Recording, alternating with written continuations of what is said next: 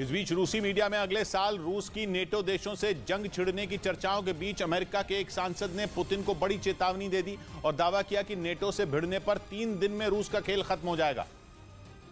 और अमेरिकी सांसद एडम किंजिंगर की यह चेतावनी ऐसे वक्त में आई जब पिछले दिनों रूस के मीडिया ने अगले साल की शुरुआत में रूस की नेटो से सीधी जंग छिड़ने की आशंका जताई थी और इस जंग के लिए रूसी सेना को और भी घातक हथियार बनाने की सलाह दी थी, जिसके बाद सोशल मीडिया पर नेटो की ताकत पर सवाल उठने लगे। और ऐसे ही एक सवाल का जवाब देते हुए अमेरिकी सांसद ने पुतिन को बड़ी चेतावनी दे दी। उन्होंने ये साफ कर दिया कि रूस के राष्ट्रपति पुतिन ने नाटो के किसी भी सदस्य देश पर हमला किया तो नाटो के आर्टिकल 5 के तहत ये सभी सदस्य देशों पर हमला माना जाएगा। और उन्होंने एक ट्वीट के जरिए दावा किया कि ऐसा होने पर नेटो महज 3 दिन के अंदर रूस को घुटने टेकने के लिए मजबूर कर देगा।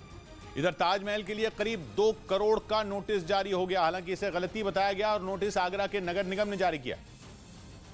और आगरा नगर निगम ने प्रॉपर्टी टैक्स और पानी के बिल का बकाया मिलाकर 2 करोड़ का नोटिस भेजा। पुरातत्व विभाग को 15 दिन में बकाया रकम जमा कराने की चेतावनी भी दी गई, जबकि पुरातत्व विभाग का कहना है कि ताजमहल राष्ट्रीय स्मारक है जिस पर प्रॉपर्टी टैक्स नहीं लगता है और पानी का भी व्यावसायिक तौर पर इस्तेमाल नहीं किया गया है और नोटिस को उन्होंने नगर निगम की गलती बताया।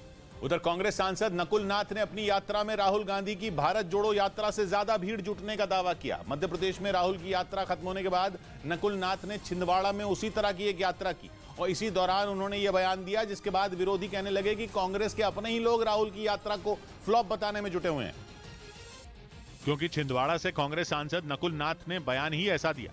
उन्होंने न केवल राहुल की भारत जोड़ो यात्रा की कॉपी करके वैसी ही यात्रा निकालने की कोशिश की, बल्कि छिंदवाड़ा के परासिया विधानसभा क्षेत्र में दोनों यात्राओं की तुलना की और अपनी यात्रा में राहुल की यात्रा से ज्यादा भीड़ जुटने का दावा कर डाला।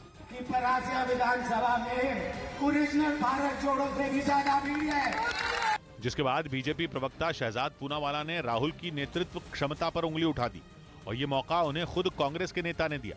नकुल नाथ ने यह बयान क्या सोचकर दिया ये तो नहीं पता, लेकिन इससे कांग्रेस का बैठे बिठाए नुकसान हो गया, क्योंकि जो यात्रा बीजेपी के काम को फ्लॉप बताने के लिए निकाली जा रही है, नकुल नाथ ने इशारों में उसे ही फ्लॉप बता दिया और ऐसा लगा कि नकुल नाथ अपने इलाके में खुद को राहुल से बेहतर साबित करने की रेस लगा रहे हैं।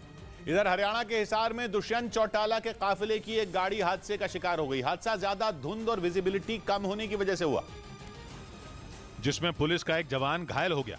बताया गया कि हरियाणा के उप मुख्यमंत्री दुष्यंत चौटाला के काफिले की एक गाड़ी आगे मौजूद पुलिस की गाड़ी से टकरा गई, जिसने अचानक ब्रेक लगा दिया था। तभी काफिले की दूसरी गाड़ी ज्यादा कोहरे और विजिबिलिटी की कमी की वजह से उससे टकरा गई। गनीमत यह रही कि इस हादसे में हरियाणा के उप मुख्यमंत्री सुरक्षित रहे। इस बीच खबर है कि पाकिस्तान की सेना ने 9 सैनिकों को बंधक बनाने वाले तहरीक-ए-तालिबान के आतंकियों को ढेर कर दिया। टीटीपी के आतंकियों ने रविवार को खैबर पख्तूनख्वा प्रांत में एक सैन्य छावनी पर हमला कर पाकिस्तान के इन सैनिकों को बंधक बना लिया था, जिन्हें छुड़ाने के लिए पाकिस्तान की सेना ने सैन्य छावनी में मौजूद काउंटर टेररिज्म डिपार्टमेंट के दफ्तर की घेरेबंदी कर बड़ा ऑपरेशन शुरू किया, जिसकी वजह से पूरा इलाका ताबड़तोड़ फायरिंग की आवाज से गूंज उठा। इस कार्रवाई के दौरान वहां दिख रही कुछ इमारतों के पीछे से धुएं का बड़ा गुबार आसमान की ओर उठता दिखाई दिया। करीब 50 घंटे तक चले ऑपरेशन के बाद पाकिस्तान की सरकार ने सैन्य छावनी में मौजूद तहरीक-ए-तालिबान के 33 आतंकियों को मार गिराने का दावा किया, जबकि इस ऑपरेशन के दौरान पाकिस्तानी सेना के 2 जवानों की भी मौत हो गई।